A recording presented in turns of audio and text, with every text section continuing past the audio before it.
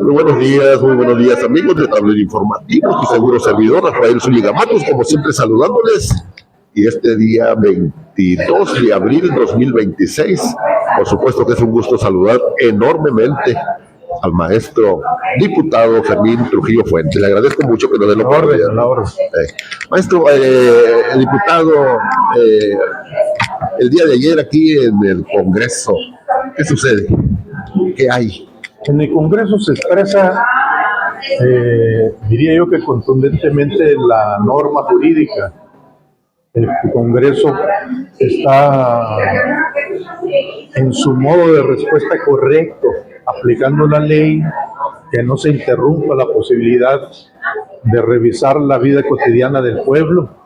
Registramos puntualmente la inquietud de un grupo de manifestantes con quien se dialogó para poder encontrar una solución a sus inquietudes, y una vez que no puedes encontrar una respuesta inmediata y no permiten una comisión de atención, optas por hacer lo correcto de entrar pacíficamente al Congreso y darle vida a la ley orgánica del Congreso. Arreglo a corto plazo, ¿qué se ha avanzado en esta circunstancia? Se avanza en todos los sentidos. Hay que recordar que la vida cotidiana del pueblo se enmarca en el espacio y el tiempo y en la presencia de los grupos, y no hay gobierno, ni sindicato, ni nadie que pueda gobernar con exclusividad para un grupo. Las leyes deben de ser de un interés superior, porque los derechos humanos son superiores, y tienes que hacer un cabildeo intenso, porque hay 33 paridades en el Congreso. Y entonces, como ya se ve en el horizonte cercano el proceso electoral, es normal que el Congreso viva este tipo de situaciones, porque no todos provenimos de la misma fuerza política, y además se potencian las libertades, Rafael.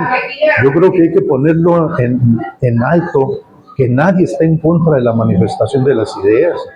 Están expresándose abiertamente, se pueden asociar, manifestar, comunicar de una manera mucho más intensa. Incluso tú lo has sentido, tú has hecho una adecuación, porque hoy estamos en la era digital, y la velocidad con que corre la comunicación es mucho más expedita, más profunda, y todo el mundo opina, y eso es también libertad, y eso también es democracia.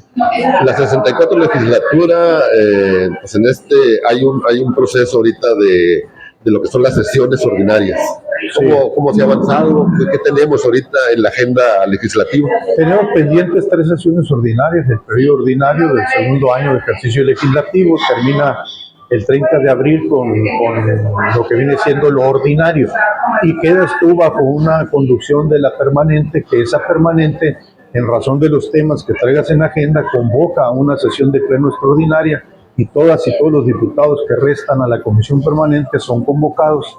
Hace reunión y terminas los temas pendientes antes de que entren procesos. Por ejemplo, el proceso electoral que se avecina, sí, es un límite de tiempo que tienes, que es mayo, para poder hacer algún ajuste a las reformas en la materia, y tienes que ir avanzando en razón de la agenda que el pueblo tiene, no en la agenda de uno, sino la que recoge uno en razón de las necesidades del pueblo.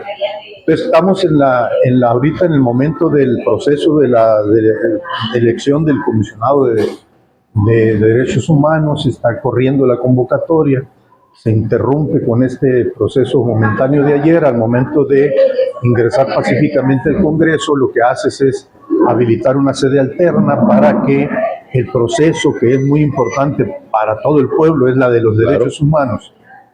Y ahí sí que van los derechos civiles, políticos, sociales, culturales, económicos, y ahí sí que va todo el pueblo, ahí no hace distinciones. Por tanto, es muy importante que el proceso no se detenga, no se pause, darle certidumbre a los que aspiran para que puedan hacer llegar su documentación. Es libre la convocatoria, se hacen entrevistas para que el mejor o la mejor fundamentada y argumentada, y de grupos de la sociedad que los apoyan, colegios, academia, pueda llegar y tener un punto de péndulo imparcial para hacer valer que todas las acciones de todos los poderes, de todos los gobiernos, de todos los ciudadanos, se respeten por igual los derechos humanos.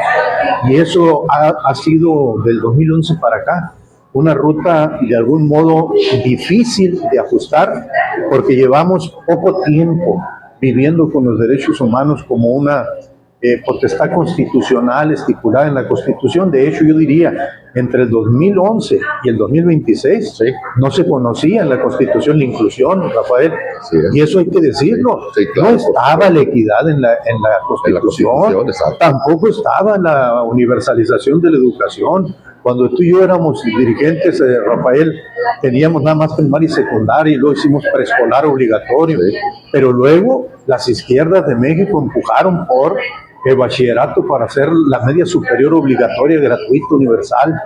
Y ahorita, Rafael, tenemos desde preescolar hasta universidad de manera gratuita, una educación inclusiva, con equidad, pero además becados desde que inicias tu etapa formativa en preescolar hasta la universidad. Entonces, se ha avanzado mucho.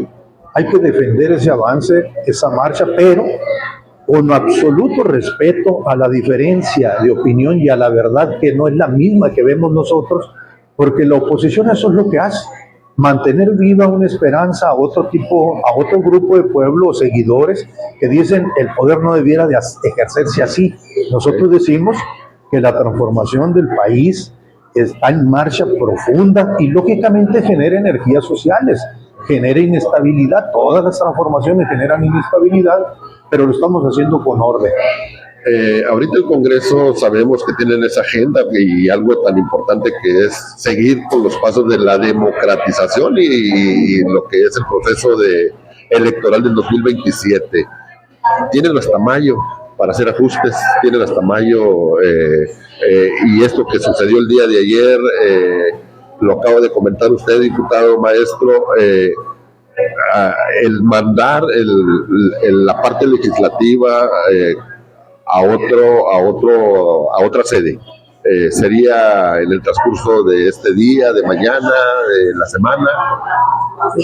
¿O esperan que se solucione para volver al recinto oficial? El Congreso no duerme, ni cuando está en sesión ordinaria ni extraordinaria. El Congreso, el poder es permanente, tiene la responsabilidad de estar atendiendo la agenda pública de manera cotidiana.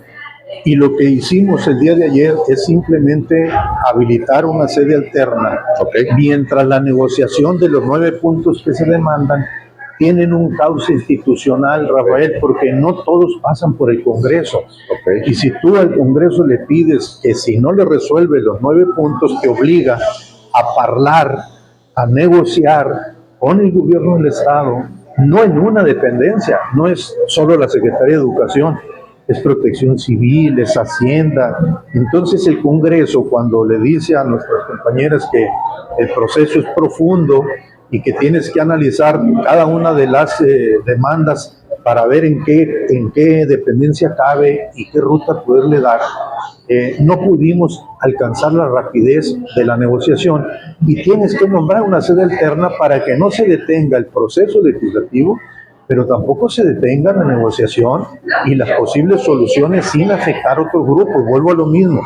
No son solo el grupo que se manifiesta a quien le repercute lo que hagamos o no nosotros. Hay otros sectores que se sujetan a normas ya establecidas que tienen que ver con la vida regular. Tú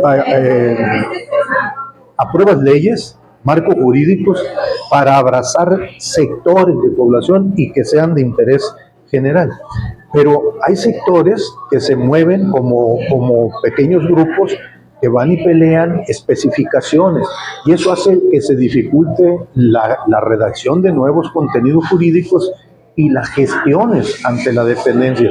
Yo entiendo que va a ser esto en el resto de la legislatura porque no podemos decidir por la que venga, el poder tener la facultad de tener sedes alternas y dialogar lógicamente con todos los diputados y diputadas, porque somos pares, valemos lo mismo, pero los intereses son de acuerdo a cómo llegas configurado cuando te eligen. Entonces, el interés de la representación popular que obtuviste en las urnas se manifiesta ahí adentro del Congreso, sin resistencias.